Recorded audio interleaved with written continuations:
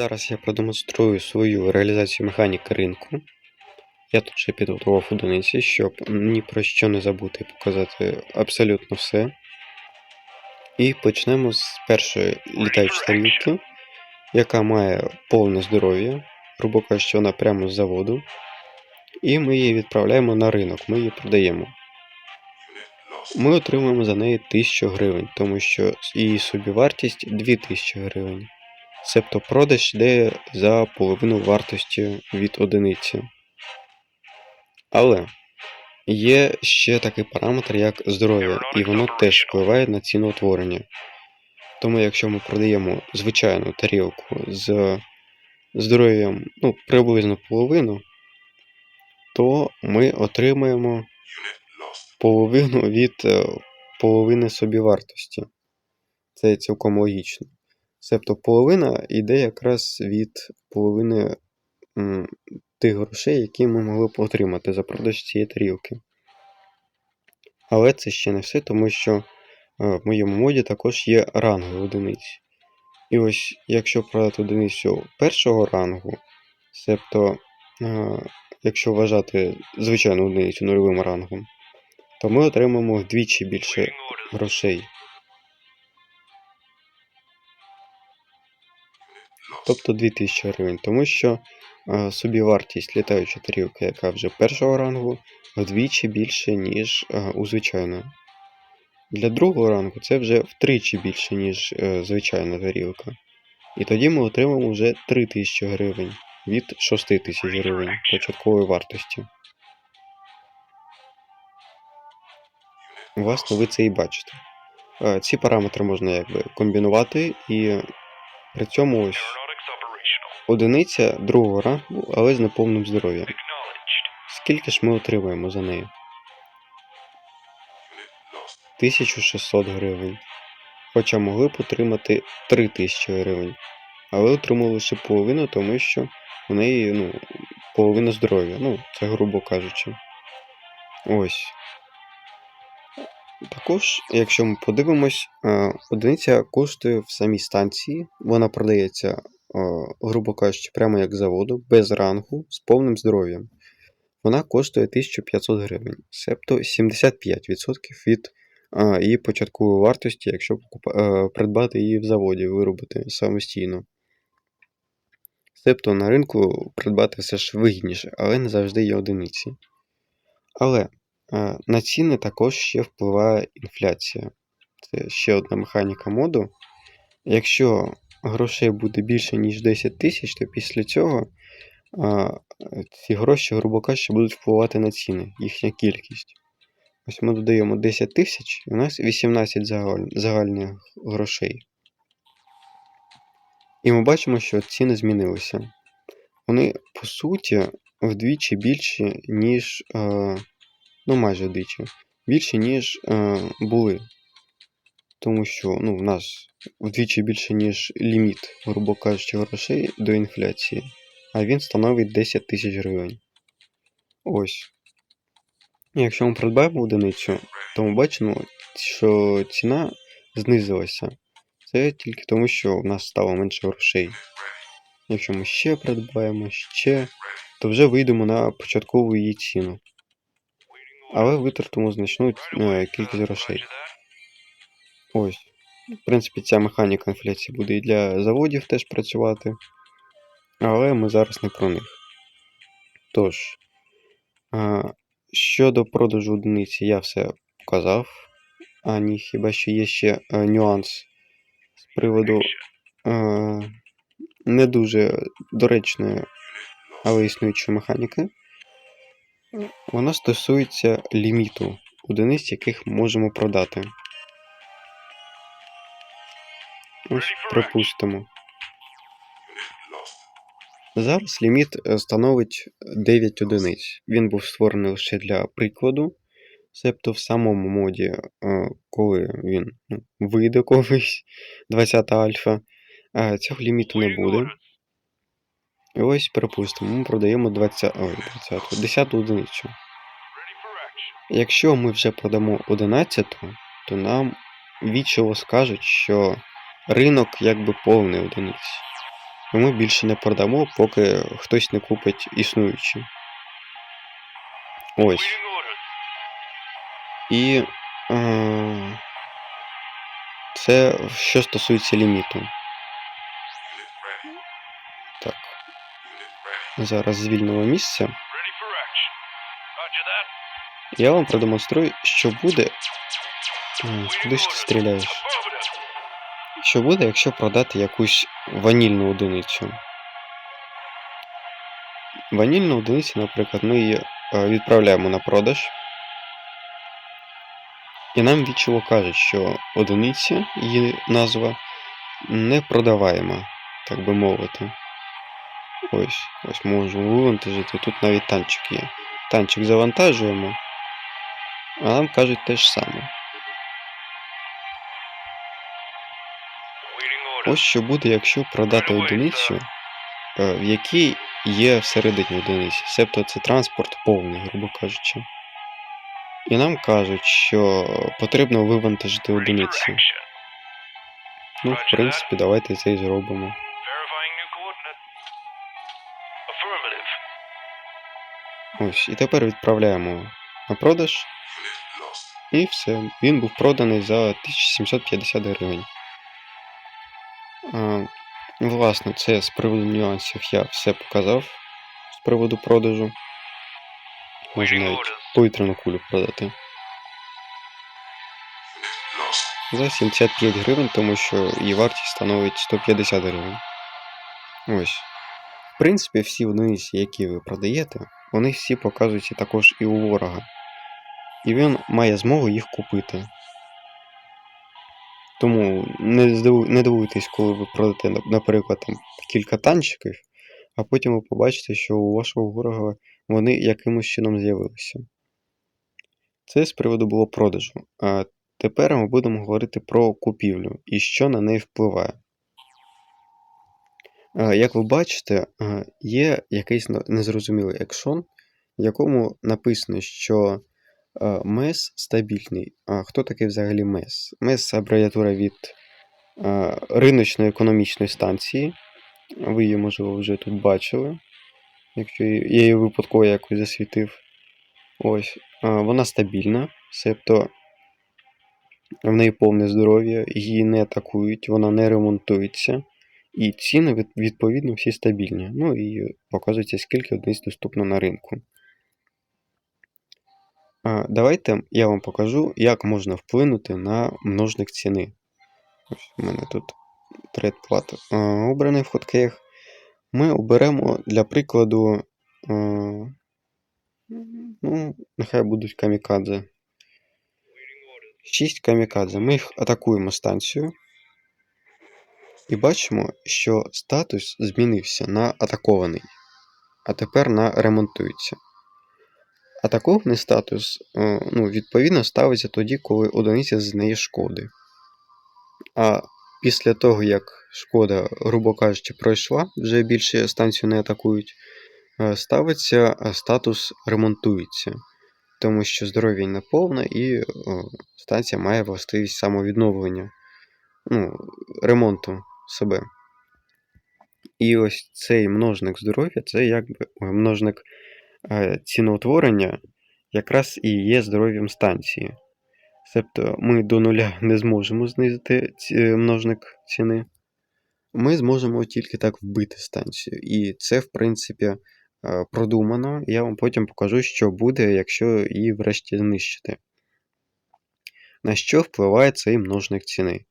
В першу чергу на купівлю і в тому числі на продаж одиниць. Для прикладу я візьму ось, 2 тарілки.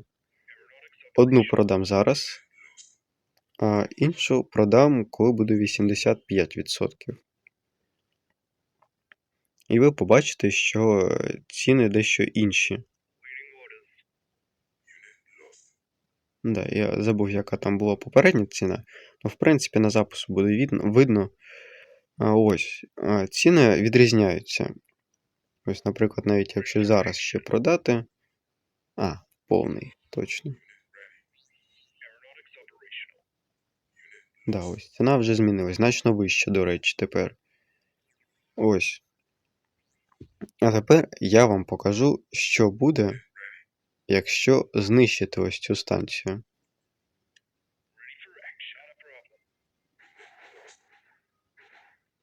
До речі, невеличкий нюанс для гравців.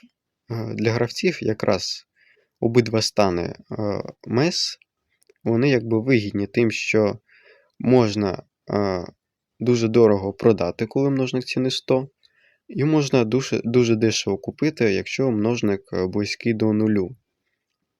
І, в принципі, на цьому можна навіть заробляти, чисто теоретично. Але це доволі запарно, я думаю, тому що станція весь час кружляє. Я вам потім розповім, яким саме чином, як це прораховується. І тому якби довго наносити шкоду не вдасться, тому що вона може долетіти до противника і вже буде на його території. Тож, давайте вже врешті знищимо станцію.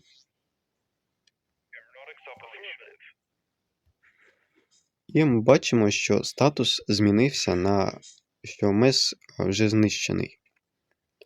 І які це має наслідки для гравця? В першу чергу ми бачимо, що ми більше не можемо купити жодної одиниці. В другу чергу ми не можемо продати жодної одиниці. Тому що цієї станції, якщо точніше, це, грубо кажучи, сервер, це по лору моду, довго пояснювати, її просто немає, і ми не можемо здійснити продаж одиниць. Ось навіть якщо ми, для прикладу, візьмемо ванільну одиницю, для того, щоб показати, які помилки показує. Вона показує, що станція знищена, і одночас, що ця одиниця якби недоступна для продажу. Ось. Власне, це все, що я хотів показати з приводу продажу і купівлі одиниці. І зараз невеличкий нюанс щодо цієї станції. Зараз я її заспавню. Ось, і вона почала свій рух. Так, секунду, треба пришвидшити. Не зовсім розумію, куди воно рухається. Ось, наче вийшов. Як ви бачите, ця станція має певну таку орбіту, і воно повільно рухається по неї. Як прораховується орбіта?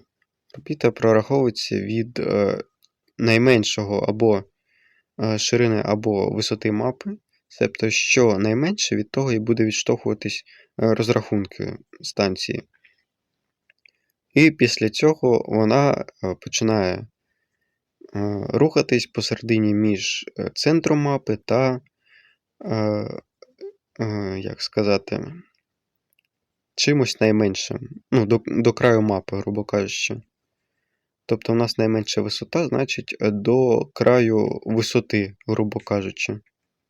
Це якась точка між центром та краєм висоти. Ось, сподіваюсь, нормально сказано, хоча б зрозуміло. Ось.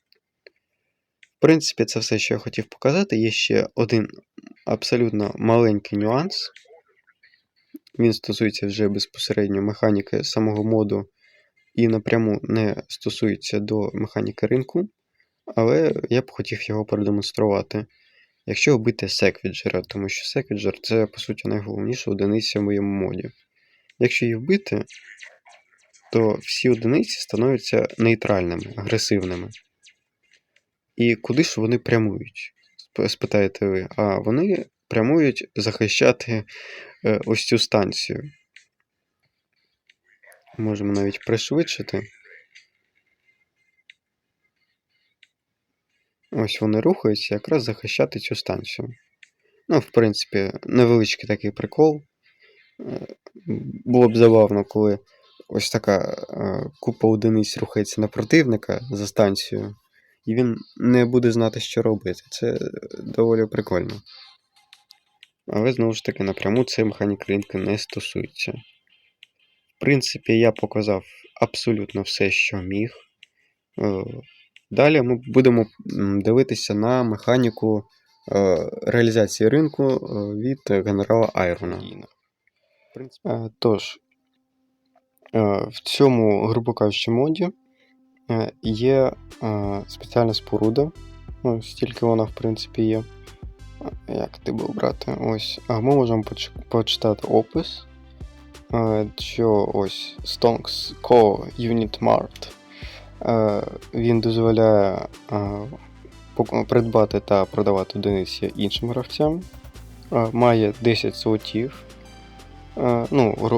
Як це називати? Кожен ось цей от парсел, напевно, він так називається, має 10 слотів для продажу одиниць. Ну і в принципі їх 10, тобто ви можете одночасно продавати 100 одиниць. Кожен слот. Ні, він може мати багато одиниць. Ну, ми перевіримо, скільки саме. Продавці не можуть продавати транспортні засоби, грубо кажучи. Тобто ось цей лендінг крафт, він не може бути проданий. Хоча доволі дивно чому. Ось. Продавець отримує 80% від, грубо кажучи, того, що парсел отримає за продаж. Ну, не знаю, може для англійської це нормально, коротше, гравець отримує 70% від одиниць, що були в парселі, які були продані. Ось. Так. Коротше, придбати одиниці можуть тільки ваші союзники і маркет, ринок з ворожої команди, коротше, не буде видний. Тобто ми можемо продавати одиниці тільки своїм союзникам, ворогам ніяк. Ось.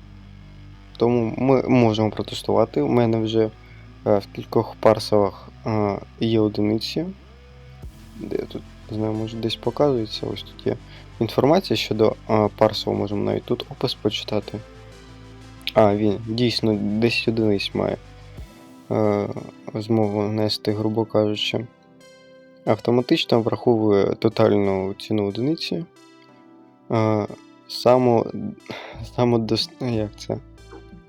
Доставка, коротше, коли покупець, коротше, придбає.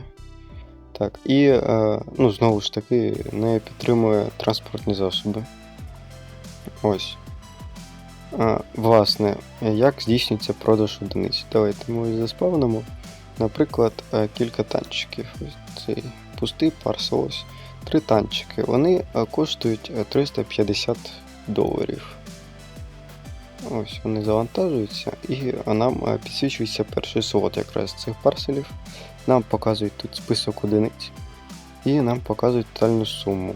Ну і плюс, знову ж таки, тут знову пишуть, які одиниці має цей парсел. Ми можемо вивантажити. Де вони там, ці танчики? Незрозуміло. Я загубив третій. Ось він. Можемо завантажити. І, грубо кажучи, цей парсел вже готовий до продажу.